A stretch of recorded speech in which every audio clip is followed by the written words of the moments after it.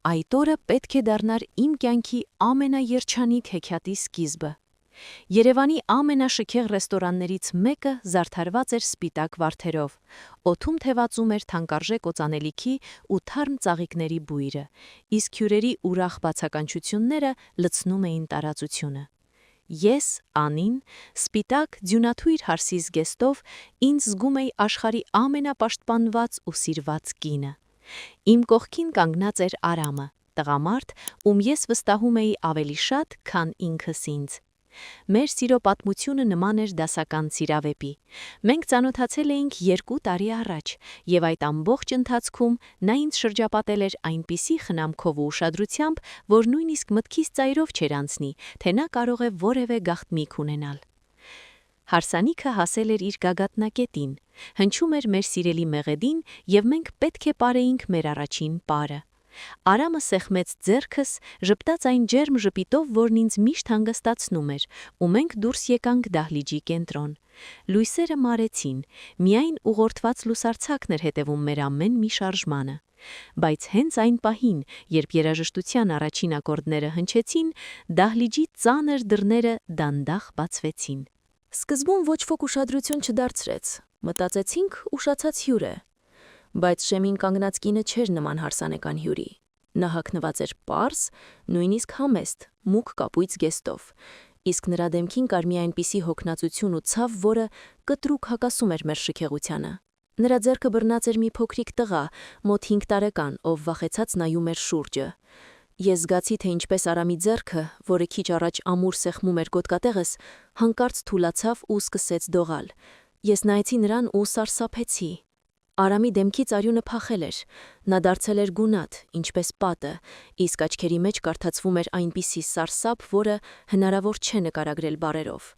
Նա նույնիսկ չէր թարթում աչքերը։ Անծանոթուհին դանդաղ քայլերով առաջ եկավ։ Դահլիճում տիրեց գերեզմանային լռություն,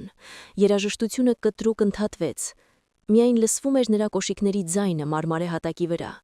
Յուրաքանչյուր քայլի հետ իմ սիրտը ավելի ու ավելի արագ էր բաբախում, կարծես զգալով մոտալու տաղետը։ Նա կանգ առավ մեզնից մի քանի քայլ հեռավորության վրա, նայեց ուղիղ Արամի աչքերի մեջ։ Ուրեմն սա է քո գործուղումը, Արամ։ Ցածր, բայց հստակ ձայնով ասաց նա։ Արամը փորձեց ինչ-որ բան ասել, բայց կոկորդից միայն անհասկանալի մի կռինչ դուրս եկավ։ Նրա շուրթերը կապտել էին։ Հայրս ու եղբայրս արդեն մոտենում էին մեզ, բայց ես ձեռքով նշան արեցի, որ սպասեն։ Ես ուզում էի լսել ամբողջ ճշմարտությունը հենց այստեղ, իմ երջանկության փլատակների վրա։ Կինը շրջվեց դեպի ինձ։ Նրա աչքերում ես չտեսա ատելություն, տեսա միայն խորը կարեկցանք։ Ներիր ինձ, աղջիկս, որ փչացնում եմ քո տոնը, բայց ես այլևս չէի կարող լռել։ Այս երեխան Արթուրն է։ Նա ամեն օր հարցնում էր, թե երբ է հայրիկը վերադառնալու Ռուսաստանից։ Մենք սպասում էինք նրան Վանաձորում, կարծելով, թե նա այնտեղ աշխատում է, որպեսզի մեր տան վար կփակի։ Իսկ նա այստեղ նոր կյանք էր սկսում, մոռանալով, որ 7 տարի առաջ մենք խորանի առաջ երդվել ենք լինել միասին մինչև մահ։ Այդ պահին աշխարհը իմ շուրջը սկսեց պտտվել։ 7 տարի։ Ուրեմն նա ամուսնացած էր։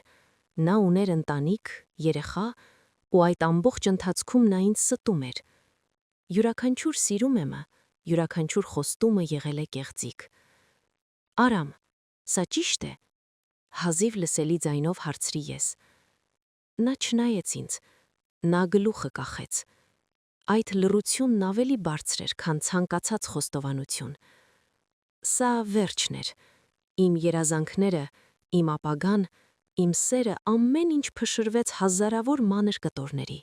Հարսանեկան դահլիճը, որը քիչ առաջ թվում էր դրախտ, հիմա նման էր մի սառը թատրոնի,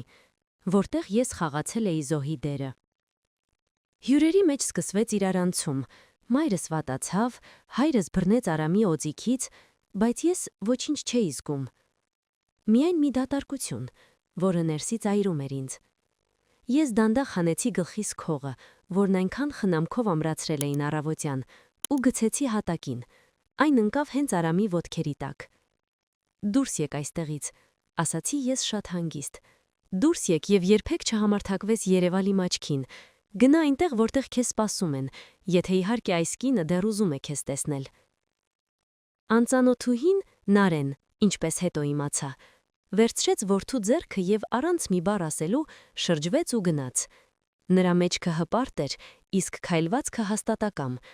Նա իր պատիժը տվեց Արամին, բացահայտելով նրա իրական դեմքը բոլորի առաջ։ Արամը փորձեց մոտենալ ինձ, բայց եղբայրս կանգնեց նրա ճանապարհին։ Անի, լսիր ինձ, ես ամեն ինչ կբացատրեմ, ես նրան չեմ սիրում, ես քեզ եմ սիրում, մլավում էր նա։ Դու ոչ մեկին չես սիրում, Արամ, դու սիրում ես միայն քեզ ու քո հարմարավետությունը, պատասխանեցի ես ու շրջվեցի։ Այդ երեկո հարսանիքը չկայացավ։ Չեղավ ոչ խնջույք, ոչ տորթի արարողություն։ Հյուրերը լռությամբ հեռացան։ Ես մնացի դատարկ դահլիճում, շրջապատված թառամող սպիտակ վարդերով։ Անցել է 1 տարի։ Այդ օրը փոխեց ինձ ընդմիշտ։ Ես սովորեցի, որ երբեմն ամենադաժան ճշմարտությունը ավելի լավ է, քան ամենագեղեցիկ սուտը։ Ես շնորհակալ եմ այդ անծանոթուհուն, որ նա եկավ։ Նա ինձ փրկեց մի մարդուց, ով կյանքս կդարձներ մշտական կեղծիք։ Այսօր ես նորից ժպտում եմ, բայց իմ ժպիտն այլևս միամիտ չէ։ Ես գիտեմ կյանքի գինը, եւ գիտեմ, որ իսկական սերը երբեք չի կառուցվում ուրիշի դժբախտության ու ստի վրա։ Իսկ Արամը, նա կորցրեց ամեն ինչ, եւ այնտեղ, եւ այստեղ։